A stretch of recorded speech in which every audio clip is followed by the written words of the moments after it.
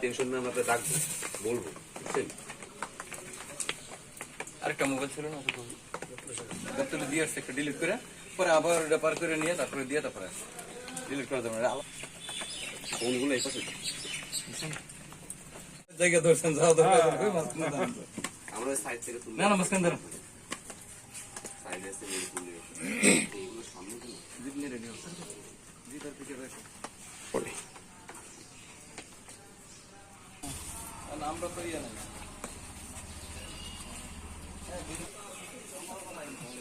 তাহলে বলেন